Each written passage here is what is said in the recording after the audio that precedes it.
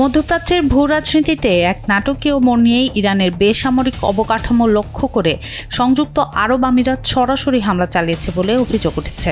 সম্প্রতি প্রকাশিত এক বিশ্লেষণে দাবি করা হয়েছে, ইসরায়েলের সুরক্ষা এবং তেহরানের প্রভাব খর্ব করতে আমিরাত কেবল মৌখিক বিরোধিতায় নয়, বরং সরাসরি সামরিক সংঘাতের পথে হেঁটেছে।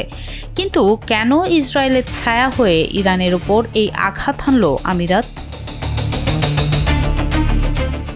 বিশ্লেষক রবার্ট ইনল্যাকেশের মতে, আবুধাবির এই পদক্ষেপ তাদের দীর্ঘমেয়াদী জায়ানবাদী প্রকল্পের অংশ। দুবাইয়ের ঝলমলে কৃত্রিম স্কাইলাইনের আড়ালে আমিরাত আসলে এক ভিন্ন এজেন্ডা বাস্তবায়ন করছে।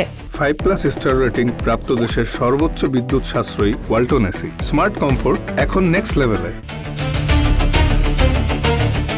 তারা কেবল আব্রাহাম অ্যাকর্ডসের মাধ্যমে ইসরায়েলের বন্ধু হয়নি, বরং সুদান ও মরক্কোকেও এই বলয়ে টেনে এনেছে। পর্দার আড়ালে আবুধাবি তাদের বিশাল তেল সম্পদ ও সামরিক সক্ষমতাকে ব্যবহার করছে মূলত ইসরায়েলপন্থী প্রকল্প বাস্তবায়নে। সুদান ও মরক্কোকে ইসরায়েলের বলয়ে টেনে আনা এবং লিবিয়া ইয়েমেনে ছায়াযুদ্ধ চালানোর মূল লক্ষ্য হল প্যান আরব ঐক্য নস্যাৎ করা।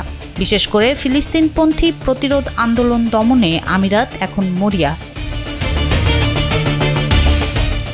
ইরান ইসরায়েল দ্বন্দ্বে আমিরাতের ভূমিকা এখন দ্বিমুখী। একদিকে তারা নিরপেক্ষতার বুলি ওড়াচ্ছে, অন্যদিকে মার্কিন ইসরায়েলি জোটকে নিজেদের মাটি ব্যবহারের অনুমতি দিচ্ছে। অভিযোগ উঠেছে, আমিরাতের উইংলং 2 ড্রোন ইরানের আকাশসীমা পর্যবেক্ষণ করে ইসরায়েলকে সরাসরি গোয়েন্দা তথ্য ও যুদ্ধের রসদ যোগাচ্ছে। এমনকি তাদের আকাশ প্রতিরক্ষা ব্যবস্থা এখন ইসরায়েলের সাথে সম্পূর্ণ একীভূত।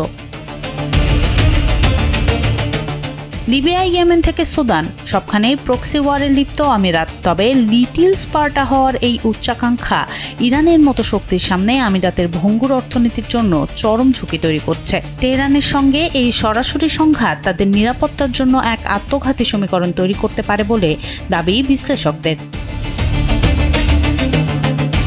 সনম সিদ্দিকী, কালবেলা।